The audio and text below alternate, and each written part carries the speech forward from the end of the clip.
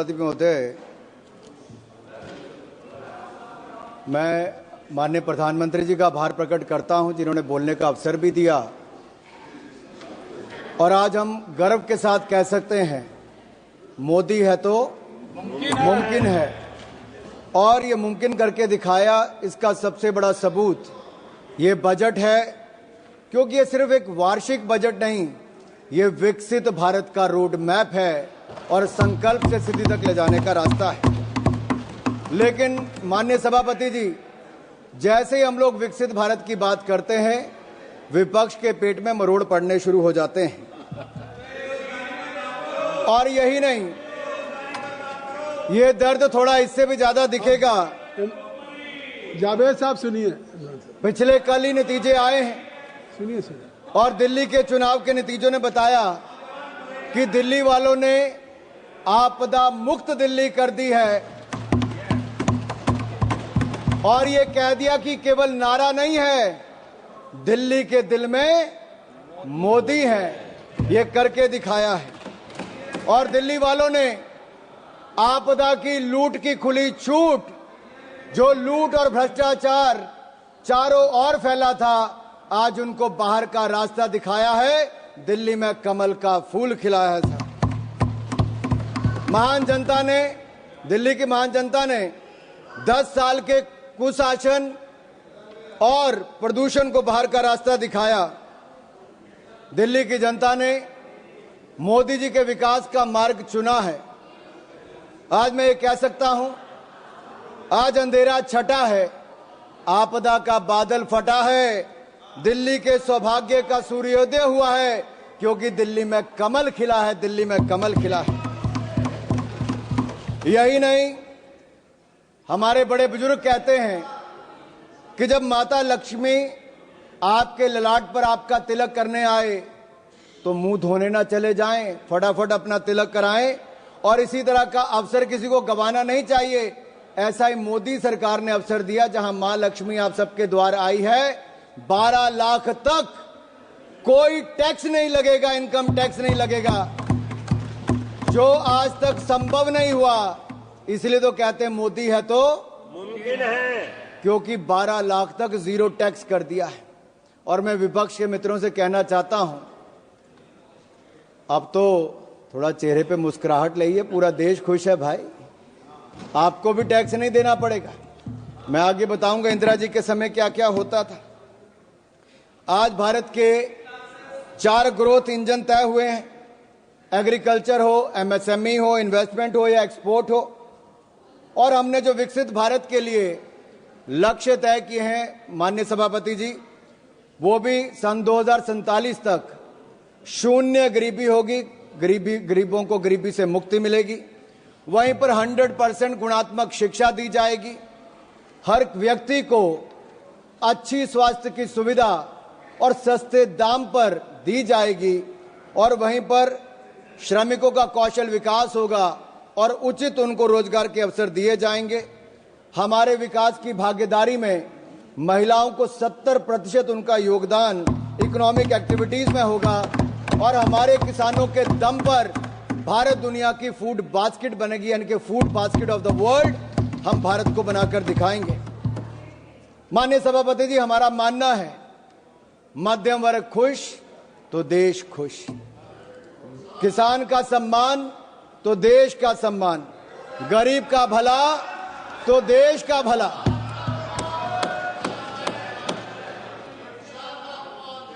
सुनना ही नहीं चाहते सर। सभापति जी, अगर मैंने देश के सम्मान की बात की, गरीब के कल्याण की बात की, मध्यम वर्ग के खुशी की बात की, तो इनको दर्द क्यों हुआ है? क्योंकि 60 वर्षों तक आपने दर्द दर्द और दर्द ही दिया है, और हमने दर्द से मुक्ति दिलाने का काम किया। और वो मोदी जी ने दी मध्यम वर्ग को राहत, तो विपक्ष को हुई आहत।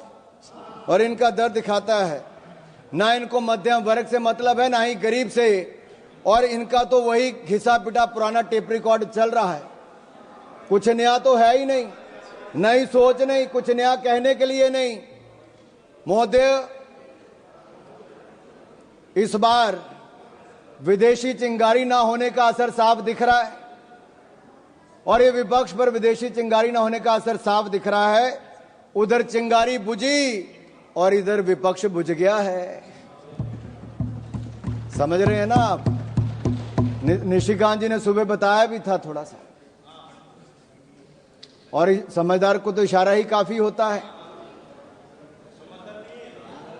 इनके जमाने में इनकम टैक्स का चाबुक चलता था, टैक्स टेररिज्म था, और ये टैक्स का चाबुक चलाने वाले हमसे पूछ रहे हैं कि आपने बजट ऐसा क्यों दिया है। और राहुल गांधी जी क्या कहते हैं? नेता प्रतिपक्ष कहते हैं, Rahul ji calls it as a band aid budget. अरे आप लोग घाव देते रहे, हम घाव भरते रहे। Late me say this is not a bandage budget, this is a booster budget, this is a booster budget, this is a booster shot. और जो कहते हैं कि पैराडाइम शिफ्ट की बात करते हैं, माननीय सभापति जी मैं कहना चाहता हूं पैराडाइम शिफ्ट तो आया है। यूपीए के समय स्कैम भारत था, आपके समय 2G स्कैम हो, कॉमनवेल्थ गेम स्कैम हो, अंतरिक्ष देवास स्कैम हो, कोल स्कैम हो, अगस्ता वेस्टलैंड स्कैम हो, स्कैम पर स्कैम था।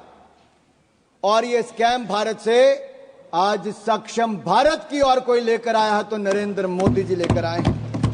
आज हम बात करते हैं एस्पिरेशनल इंडिया की, स्टार्टअप इंडिया की, विकसित इंडिया की, खेलो इंडिया की। अभी दयानिधि मारन जी खेलो इंडिया की बात कर रहे थे, वो अपने राज्य के खेल मंत्री की बात तो की, ये नहीं बताया कि मोदी जी ने खेलो इंडिया दिया था और तमिलनाडु में कराने का निर्णय हमने लिया था। उस समय मैं ही खेल मंत्री था, मोदी जी ने लिया था। And let me say this to each and everyone, aspirational India will not sit until we make India विकसित, और ये विकसित भारत हम बनाकर रहेंगे। हमारी एक नहीं अनेक योजनाएं उसी दिशा में है। कांग्रेस के समय जब बजट था तो एक फैमिली के वेलफेयर के लिए था, आज मोदी सरकार का बजट नेशनल वेलफेयर के लिए, नेशनल वेलफेयर के लिए। इनके लिए परिवार प्राथमिकता थी, हमारे लिए देश प्राथमिकता है, और इसीलिए आज लगातार हम लोग आगे बढ़ रहे हैं। मुझे पता है आप लोग मिडिल क्लास के नाम पे आपके चेहरे पे दर्द क्यों दिखा।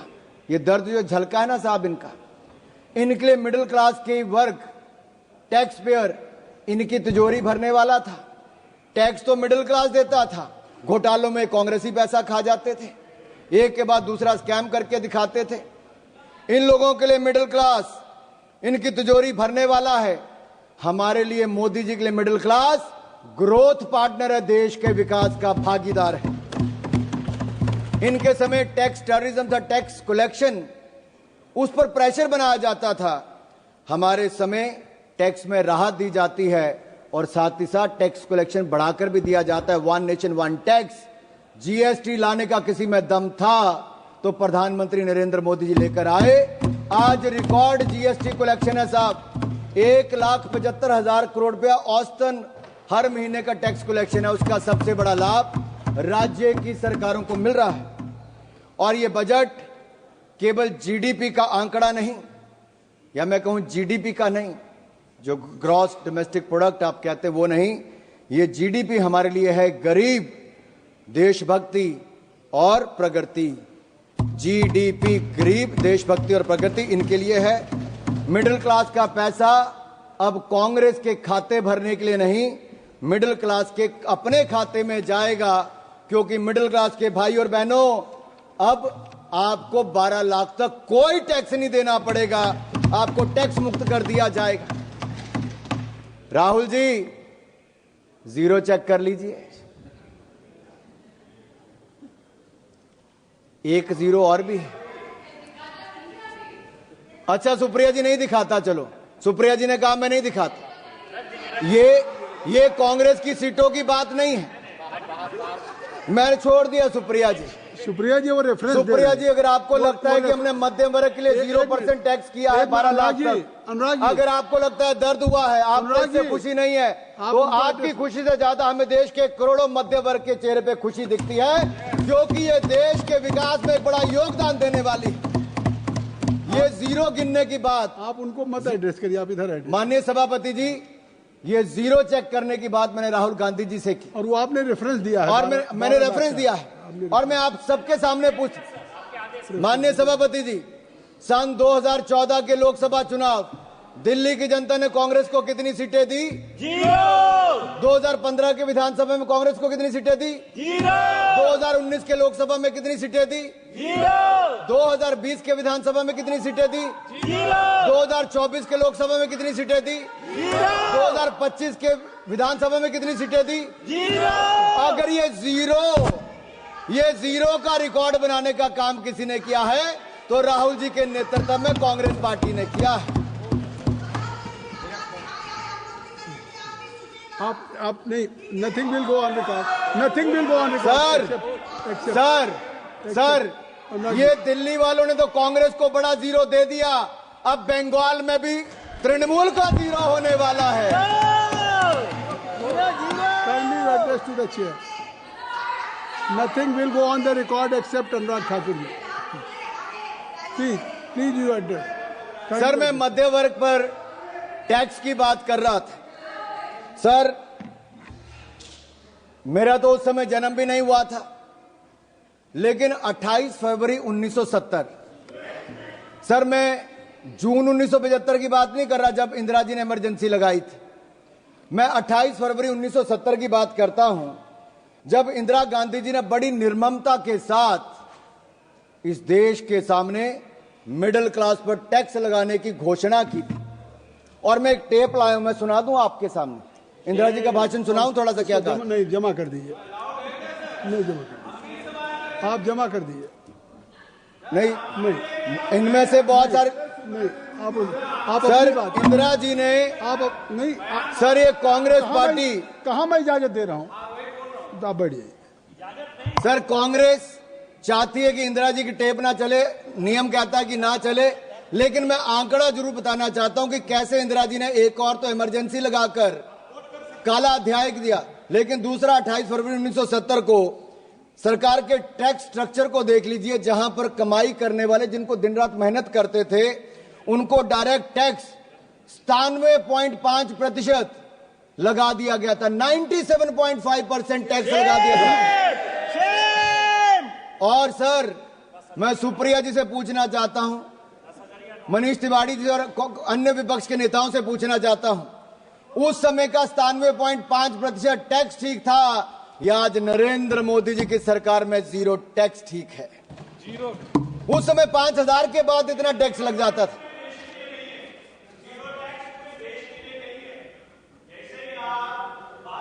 रिकॉर्ड में नहीं जा रही,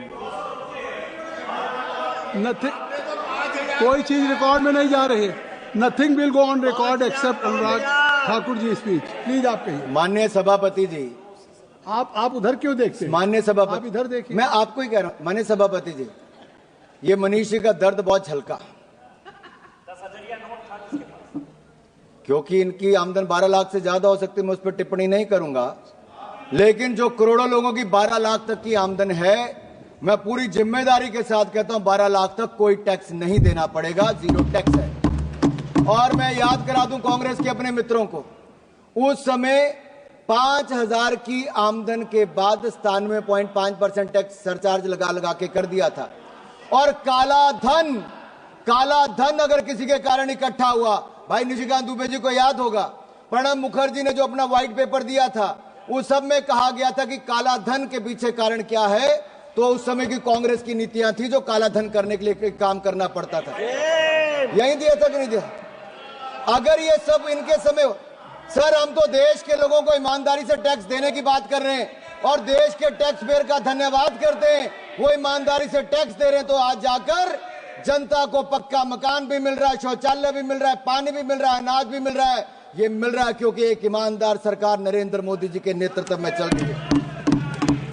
ये मिडिल क्लास के खाते में सेंधमारी करते थे।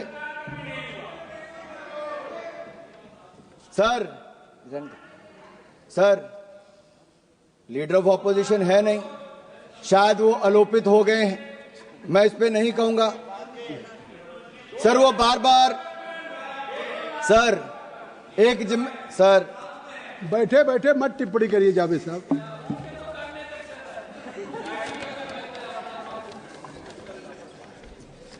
सर मुझे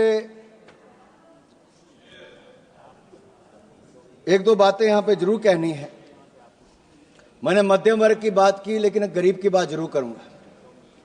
सर, एक राजनीतिक दल ऐसा है जिनके पहले प्रधानमंत्री से लेके मोदी जी से पहले के प्रधानमंत्री, यानी कि नेहरू जी से लेके मनमोहन सिंह जी तक, इन सब लोगों ने गरीबी हटाओ का नारा लगाया, गरीबों को छलने का काम किया और गरीबों के लिए गड्ढे खोदने का काम किया। लेकिन एक गरीब मां के बेटे नरेंद्र मोदी जी ने मात्र 10 वर्षों में कर दिखाया जो आप 60 साल में नहीं कर पाए। 4 करोड़ गरीबों को पक्के मकान बनाकर दे दिए और 3 करोड़ पक्के और मकान मंजूर कर दिए।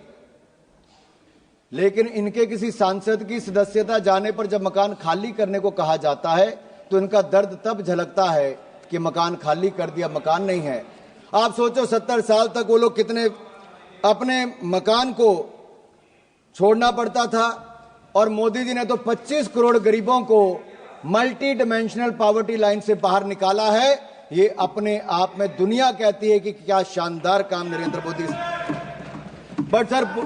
But sir, the people who have a habit to go overseas and speak in universities like Oxford, Cambridge, and they say poverty is a state of mind, तो इनके माइंड दिखते हैं, इनकी सोच दिखती क्या है। हमने विदेशी मानसिकता नहीं रखी, हमने देशी अपना जो तरीका है उससे काम किया, और जहां एक और हमने करोड़ों गरीबों को पक्का मकान बनाकर दिया। हमने संकल्प लिया है 2047 से पहले भारत को गरीबी मुक्त करेंगे, जीरो पॉवर्टी बाय 2047 करके दिखाएंगे। लेकिन सर कुछ लोगों की दिक्कत है, कुछ लोग अमेठी रायबरेली जाते हैं तो उनको तो झोंपड़ियां चाहिए थी, सड़कों पे लेटे हुए गरीब चाहिए थे, फोटो सेशन के लिए झोंपड़ी होनी बहुत जरूरी थी, वर्षों तक ये होती रही, कलावती चाहिए थी। अभी वो पिछली बार जरा साउथ से आके वापस नॉर्थ में आए तो पूछ रहे थे झोंपड़ी कोई मिली नहीं, फोटो सेशन कहां करवाएंगे। तो वहां के लोगों ने कहा भाई नरेंद्र मोदी की सरकार ने पिछले 10 सालों में यहां के लाखों गरीबों के लिए पक्का मकान बनाकर दे दिया। अब उनको समृद्धि और स्वाभिमान के साथ जीना सिखा दिया है और गरीबी रेखा के पार ले जाने का काम नरेंद्र मोदी जी की सरकार ने किया। मैं तो इतना ही कहूंगा, आपने गरीब और गुरमत में उनको रखा। सर मुझे जो एक दो बातें यहां पर और करनी है, मैं इतना ही कहूंगा सभापति जी, विपक्ष की बातों में सच का अभाव है क्योंकि झूठ बोलना तो इनका स्वभाव है। और मैं आंकड़े देकर बताता हूं, अगर इनकी 2014 में 16 IIT थे, आज बढ़कर 23 हो गए, 13 IIM थे, आज बढ़कर 21 हो गए, 9 IIIT थे वो 25 हो गए, 7 एम्स थे 24 हो गए, 308 मेडिकल कॉलेज थे 760 हो गए, 740 यूनिवर्सिटी थी 1200 यूनिवर्सिटी हो गई, 74 एयरपोर्ट थे 160 एयरपोर्ट हो गए, 91,287 किलोमीटर नेशनल हाईवे था जो आज बढ़कर 1,50,000 किलोमीटर से ज्यादा हो गया। ग्रामीण सड़कें 3,23,000 किलोमीटर थी, आज 7,60,000 किलोमीटर हो गई। 248 किलोमीटर मेट्रो था, आज 1,000 किलोमीटर होकर दुनिया का तीसरा बड़ा मेट्रो बन गया। हमारी बिजली का उत्पादन 247 गीगावाट से बढ़कर 447 गीगावाट हो गया। यही नहीं, हमारा देश जो 10वें नंबर की अर्थव्यवस्था था आज दुनिया की 5वीं बड़ी अर्थव्यवस्था बन गया है और अगले 3 सालों में दुनिया की तीसरी बड़ी अर्थव्यवस्था बन जाएगा। जो कहते थे कि बजट कहां बढ़ा है, माननीय सभापति जी, डिफेंस का बजट 2013-14 में 2,03,499 करोड़ था, जो रिकॉर्ड बढ़कर 6,81,210 करोड़ रुपया हो गया। यही नहीं, सड़कें बनाने का रोड ट्रांसपोर्ट का बजट इनके समय 25,476 करोड़ था, जो बढ़कर 2,87,000 करोड़ हो गया। रेलवे 27,000 करोड़ से बढ़कर 2,55,000 करोड़ कर दिया।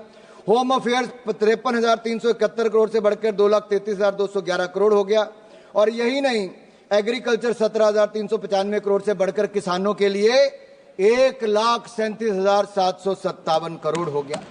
शिक्षा का बजट भी 71,000 करोड़ से बढ़ाकर 1,28,000 करोड़ से ज्यादा हो गया। और अच्छे स्वास्थ्य की सुविधाएं 27,000 करोड़ से बढ़ाकर आज लगभग 99,900 करोड़ हो गया। अनुप्रिया जी यहां पर बैठी हैं, MOS हेल्थ। और मैं यही नहीं, आपको कुछ आंकड़े और भी रखना चाहता हूं, लेकिन उससे पहले एक दो बातें मैं और करूंगा। जहां एक और गरीबों के उत्थान के लिए हमने काम किया है, वहीं पर न्यूक्लियर एनर्जी मिशन के लिए 2047 तक 100 गीगावाट हमारी कैपेसिटी हो, तो न्यूक्लियर पावर कैपेसिटी प्राप्त करने के लिए स्मॉल मॉड्यूलर रिएक्टर के निर्माण के लिए 20,000 करोड़ रुपए का प्रावधान भी किया है। और सन 2033 तक हमारे 5 इंडिजिनियस स्मॉल मॉड्यूलर रिएक्टर बनकर तैयार हो जाएंगे।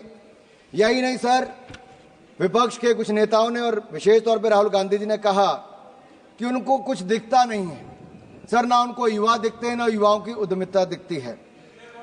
और मैं यही नहीं, ये लोग आइवरी टावर में रहते हैं, जहां खड़े वहीं के वहीं खड़े हैं। इनकी एक अलग अपनी दुनिया है साहब। ये ठहरे हुए पानी की तरह हैं, जिनको सड़ना मंजूर है लेकिन प्रवाहित होना मंजूर नहीं है। हमने तो मोदी जी के नेतृत्व में जो अभी आंकड़े बताए कि 2014 में भारत कहाँ था और आज 2025 में भारत कहाँ है।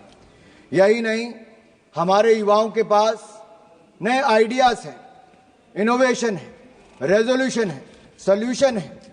लेकिन मैं एक सवाल इनसे पूछता हूं, 2014 से पहले स्टार्टअप कहां था? मोदी जी को युवाओं पर विश्वास था तो स्टार्टअप इंडिया लेकर आए। आज जितने कांग्रेस के सांसदों की आंकड़ा नहीं है ना, उससे ज्यादा भारत के यूनिकॉर्न का आंकड़ा 117 यूनिकॉर्न आज भारत में है।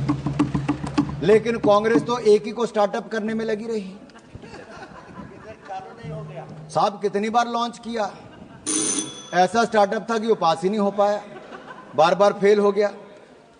और यही नहीं, अब तो हमारा प्रयास है, जहां एक और 1.5 लाख से ज्यादा स्टार्टअप्स बन गई। फर्स्ट टाइम एंटरप्रेन्योर्स की कैटेगरी के लिए जहां 5 लाख महिलाओं को, SC ST को अब 2 करोड़ रुपए तक का टर्म लोन देने का काम मोदी सरकार करेगी। एक बहुत बड़ा कदम। इससे पहले मुद्रा योजना हो, स्वनिधि हो या emergency credit line guarantee scheme हो, इन सबके माध्यम से बैंकों ने शानदार काम किया। लेकिन यूपीए के समय पॉलिसी पैरालिसिस तो थी, साथ में फोन बैंकिंग भी थी, क्योंकि मनीष ने अभी कहा कि पॉलिसी पैरालिसिस इनके समय था, फोन बैंकिंग भी थी। 12 में से 11 बैंक घाटे में थे, पीसीए फ्रेमवर्क में थे। हम 4R लेकर आए और हमने बैंकों को सुधार किया। आज 12 के 12 बैंक मुनाफे में हैं। अकेला एसबीआई 66,000 करोड़ रुपए का मुनाफा कमा रहा है सर, 66,000 करोड़ का। यही नहीं सर, अगर आप देखिए, हम सर, मुझे 4-5 मिनट में खत्म कर दूंगा sir. If today we have to say, we can say Congress is anti business, anti entrepreneur and anti youth party. Sir, मैं एक आपके माध्यम से देश समाज के सामने, संसद सदन के सामने एक बात रखना चाहता हूं। एआई की बात की गई।